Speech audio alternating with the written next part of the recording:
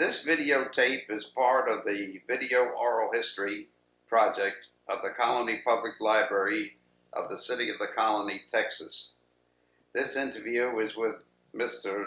Charlie Parker of 5245 Reed Drive. Charlie is a member of the school board of the Louisville Independent School District. This interview is taking place at 5245 Reed Drive, the home of Mr. Parker, on Sunday, May 5th, 1985 at 1 p.m. My name is Norman Adeler. I am an interviewer for the Colony Public Library Video Oral History Project.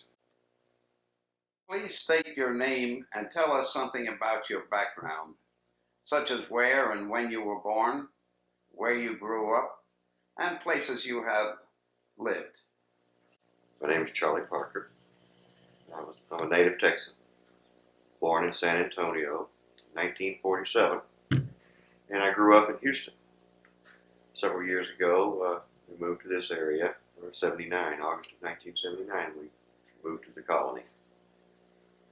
Well, tell us about your educational background, or any special training that you have received, such as in the armed services and so forth.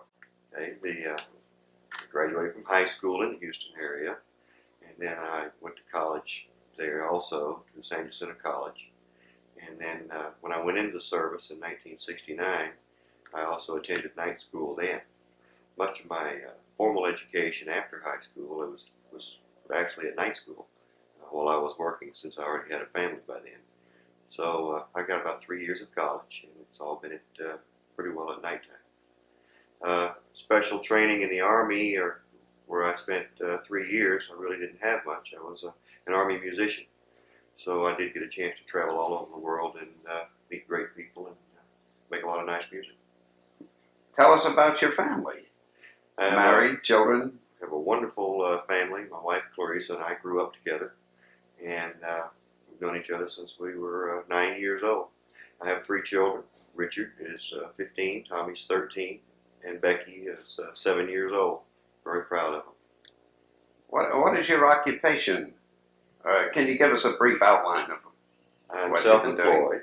Self-employed. I'm a manufacturer's representative, and I deal in the import and giftware and toy business. I bring toys in through importers from overseas and all around the world to sell wholesale to different stores and chain department stores, drugstores, these kind of things. What prompted you to live in the colony? When it was time to move from Houston to the Dallas area, we had some very specific things that we wanted. One, we had a young family, so that we knew and we sought out, first of all, a quality school district. Having been on a school board in the Houston area as well, it was very, very important to us. Secondly, we did not want to live within the inner city. We wanted to be out in the country as much as we could. Quite by accident, we found the colony, and it was just perfect what we were looking for. The Louisville School District offered the educational opportunities that we needed for our children. Yes, it was still out in the country, and then we found the hidden benefit of the magnetism of Lake Louisville. So it was all a perfect combination for what we were looking for. Can you give us an outline history of the school situation here in the colony? Yes. Louisville, I have to go back a little bit in history with the Louisville School District, to the best of my understanding. Louisville, over the years, had just been a small country town, 30 miles north of Dallas, that enjoyed the quiet life. When the people started moving south from the north, this area really started to grow. And those people that moved here were looking for the same ideals in the community that I was looking for. They wanted a quality of life, and so they moved into the Louisville area and into the colony. At that time, there were no schools out in this area. This was just farmland and ranch land. Well, since the colony formed, there was an immediate need over a very short time for schools for the children that were moving into this area. So Louisville grew up from a sleepy little school district to a very busy suburban school district with much stronger and growing demands. Oh, what prompted you to run for the school board? I think it gets in your blood. I was the youngest school board member in the history of Texas, elected when I was in Houston at the age of 21. I was just barely a legal voter at that time.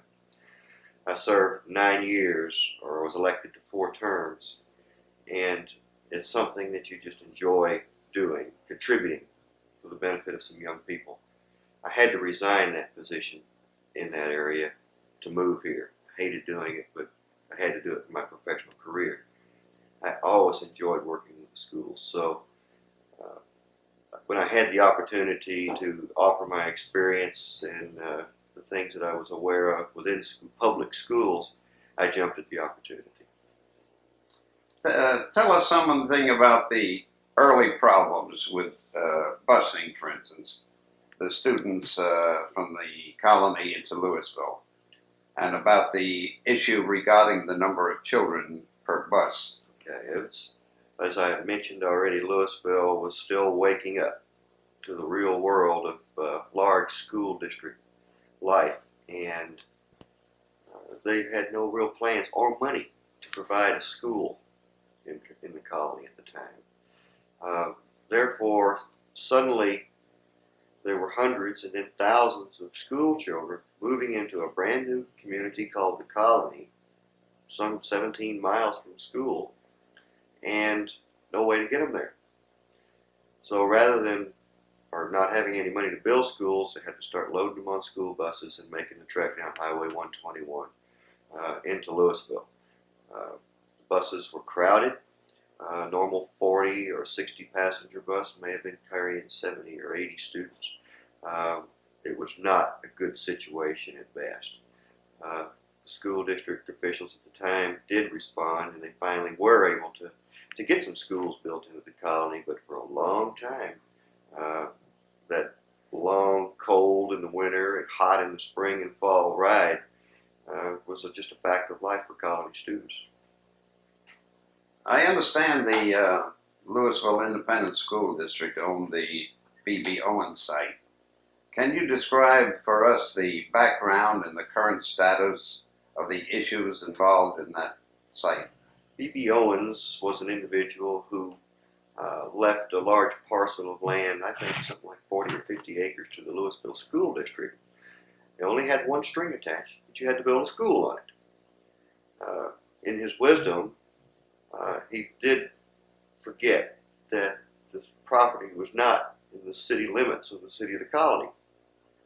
It all happened, so many things started happening at one time. The city was seeking to grow, the city of the colony was seeking to grow and expand their city limits to provide better services for the city, the community, and the people within the community. And the city to the north of us, Frisco, did not want to relinquish any land. It was within their jurisdiction, and they did not want to relinquish it.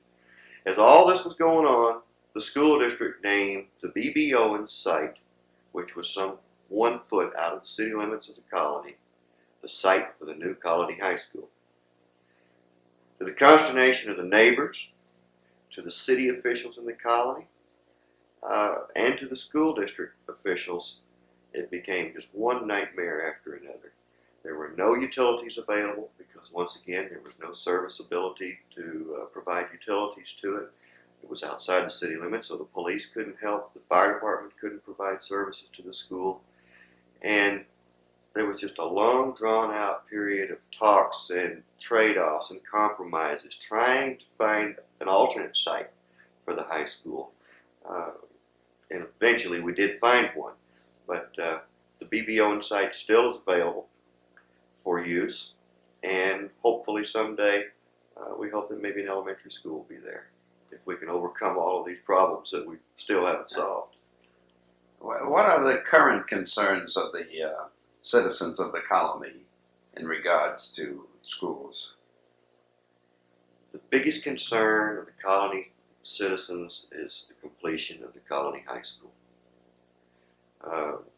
when we complete that high school, we will also eliminate the number two, or another big concern, and that's busing back and forth to Louisville. The city of the colony was in the beginning a young community, and there was not a real immediate need for a high school. As our city grows and the age group of the people within the community matures on, then of course we all have high school age children, and none of us want them going back on the bus into Louisville. So that's probably the biggest concern. The tremendous growth rate that the city has experienced has been a real challenge too. Trying to keep schools built and stay ahead of the growth instead of playing catch up all the time. I think these, of course, the just excellent education that the people insist on these days for education for their children. Well, what do you see happening in the future in regards to the school situations? In the future, I see another middle school, physically. Talk about that for a moment. The completion of the Colony High School, and already in addition to it, 2 more elementary schools, and this is within the next 5 years. I think probably in the long run, many years from now, it's not inconceivable to imagine the possibility that the colony could create, with the cooperation of LISD, its own independent district. There's a trend statewide to try to do these kind of things in some of the bigger school districts. So it's not out of the realm of possibility that could be done. What do you see as your own personal significant contribution to the city of the colony? I think mainly it's just being there to talk, to hear people and listen to people what they want to talk about. Having a child in school is the most important thing most young families have to do right now. Their most important thing to do is to raise their children and to raise them right. School takes up 80% of their young people's time. Obviously, when something doesn't go just right, they want someone to talk to, someone to just unload on sometimes. Up to this, before I was elected, they really did not feel a part of the school district. I didn't feel that they could really call and just relate to someone or have someone relate to their problems. So that's probably one of the biggest things that we've been able to do since I've been on the school board, is just try to respond, try to open up areas of communication, channels of communication for the folks out here, and seems to be going smoothly. Can you tell us what role you'll be playing in the future? I would like to stay on the school board until my youngest child graduates. I've given both of my brothers their high school diploma as a board president in another community. I would like to, as well, hand my children's diploma to them. That's a pretty good commitment because that's 4 terms. I've got a first grade daughter. So if I can stay on that long and feel that I can positively contribute to the community as well, then I'll go ahead and go off the board and relax. Are there any other comments you'd like to make at this time? This community is probably one of the most vibrant, exciting areas I have ever witnessed in my life. Its growth presents constant challenges, sometimes frustrations. But I think if I had to do it all over again and I was moving to this area today, I would pick the same place in the same direction for myself and my family that I have. It's probably the greatest opportunity for the young person who wants to contribute in a community. You get out of a community what you put into it. You can sit still and watch and be a listener and a watcher, or you can participate and be a doer. My wife and I have always contributed to subscribed to this fact, or this philosophy, and we're very happy with the relationship we have within the community. We have many friends, the best friends we ever had. So people recognize you for what you are and what you do, not what you say you want to be or what you say you want to do. If you don't like the way something is, do something about it. So we're very happy here. It's a fantastic community. Good. Charlie, I want to thank you very much for participating in our project today. It's my pleasure.